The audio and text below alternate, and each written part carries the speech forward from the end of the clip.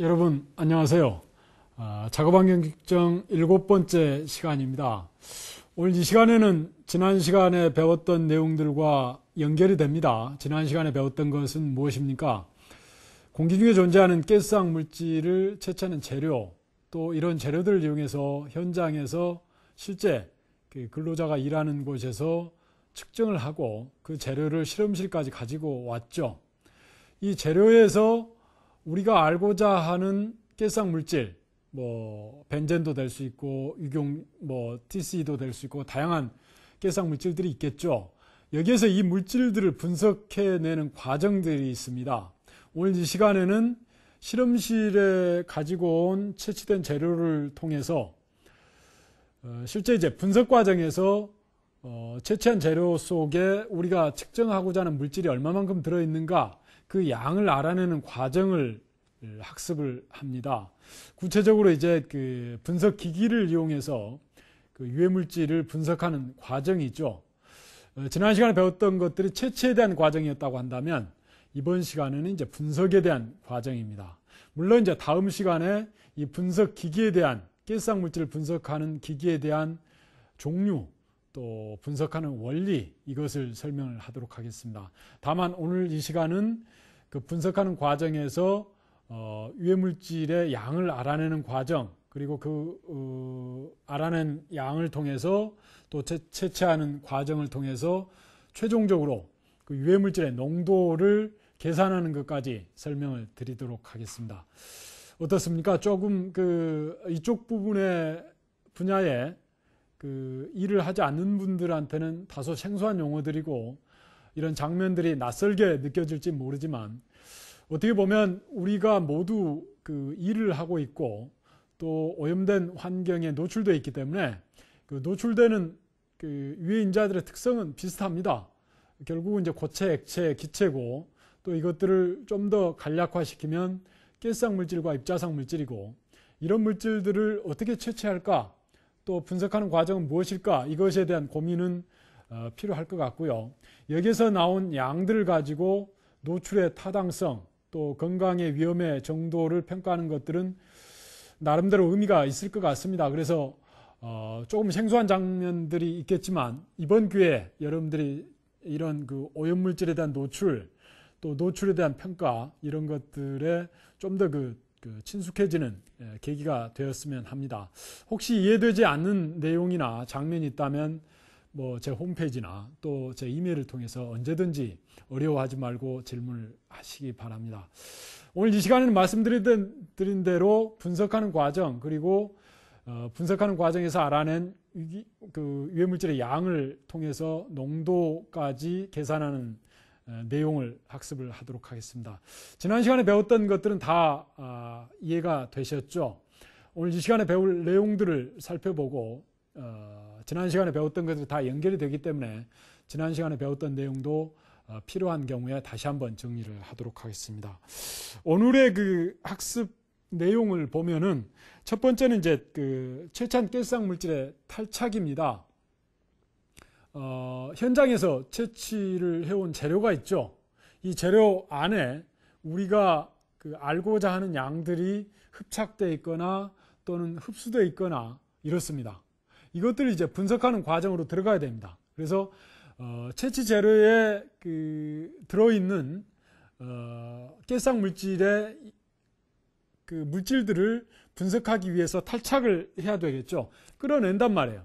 유기용제를 이용해서 채취됐던 재료 가스성 물질들이 떨어져 나오도록 하는 과정이 필요합니다. 이것들을 이제 탈착, 디잡션이라고 하는데 이 과정에 대해서 설명을 드리겠고요. 가스성 물질을 어떻게 분석하는가 전반적인 분석의 개요를 살펴보도록 하겠습니다.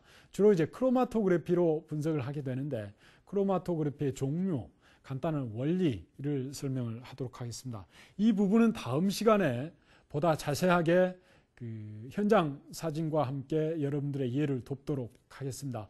오늘 이 시간에는 계략적인 가스성 물질을 분석하는 분석 기구가 무엇이 있는가 이 정도만 알아두면 충분하겠습니다.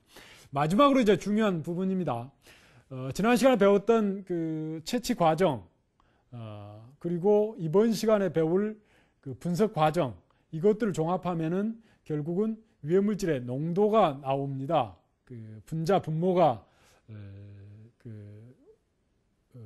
나오죠. 그래서 분자인 경우는 이제 분석한 유해물질의 양, 분모는 채취 공기량이라고 인트로덕션에서 이미 설명을 드렸습니다. 그래서 유해물질의 농도를 계산하는 과정을 설명을 하도록 하겠습니다. 이 세 가지 내용이 오늘 7강에서 배울 중요 내용입니다. 먼저 이제 말씀드린 대로 다시 한번 이제 채취 과정을 전체적으로 정리를 해보면, 채취 재료를 준비하고 현장에 가서 채취를 하고, 그 다음에 채취한 재료를 이제 실험실로 가지고 오죠. 그 다음에 이제 채취 기구를 다시 한번 보정을 하거나 또 관리를 하고 보관하고요. 그 다음에 이제 채취한 재료를 분석을 하게 됩니다. 분석을 하는 과정에서 모든 분석 과정이 대부분 동일합니다. 본래 이제 분석의 메인 과정이 있죠. 분석기기를 이용해서 분석을 하는 과정이 있는데, 분석을 하기 전에 보통 전처리 과정이 있습니다. 채취한 재료를 가지고 와서 이것들을 곧바로 분석 과정으로 들어가면 좋은데, 그 채취 재료는 채취할 때 주로 이제 사용되는 그 재료들입니다. 사실 분석 과정에서는 전혀 필요치 않습니다. 그런데 이런 재료들이 남아있거나 또 분석 과정에 영향을 미칠 수가 있어요. 그래서 가능하면 그런 채취했던 재료로부터 우리가 분석하고자 하는 깨싹 물질을 잘 분리를 해야 됩니다. 보통 이런 과정들을 이제 전처리 과정이라고 합니다. 프리트리트먼트라고 하죠. 그래서 깨싹 물질을 전처리하는 과정은 보통 탈착이라고 합니다.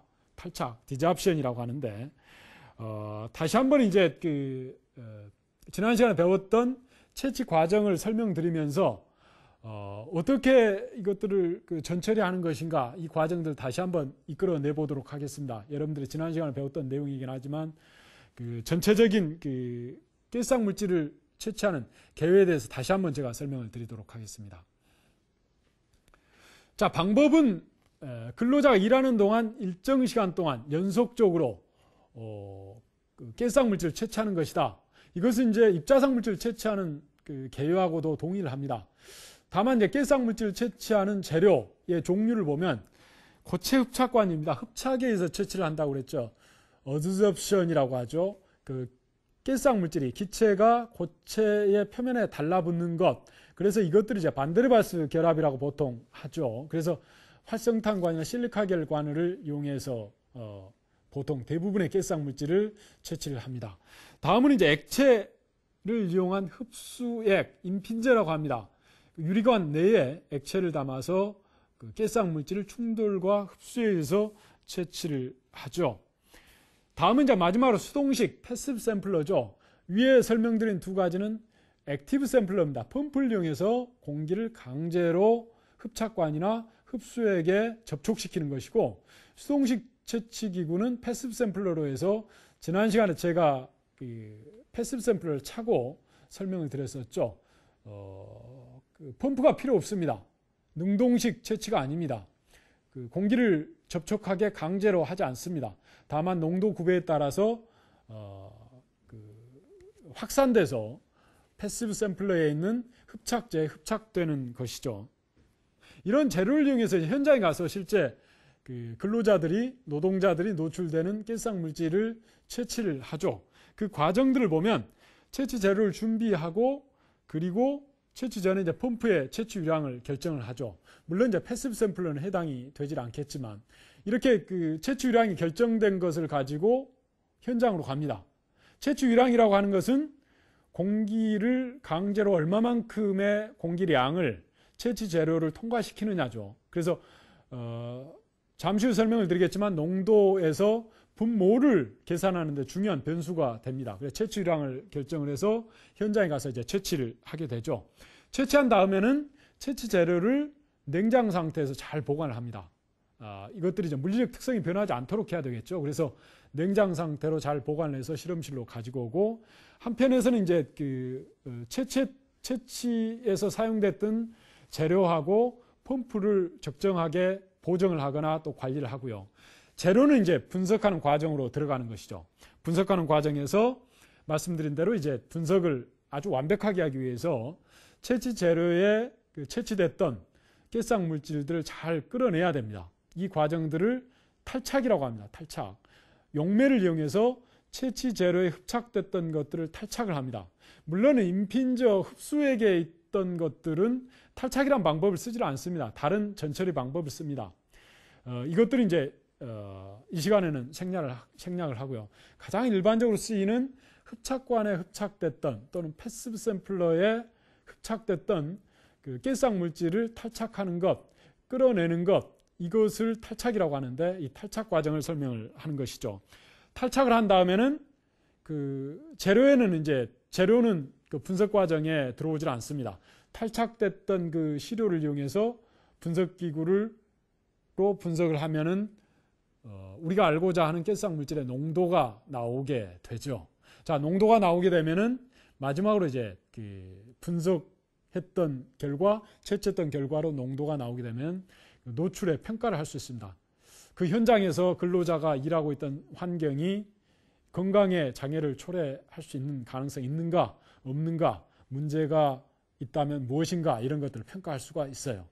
평가하는 과정은 맨 작업 환경 측정 마지막 시간에 강의를 하도록 하고요.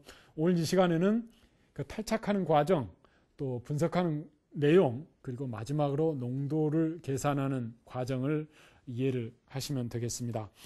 자, 그 채취 후에 다시 한번 돌아가서 채취를 완성을 한 다음에, 자,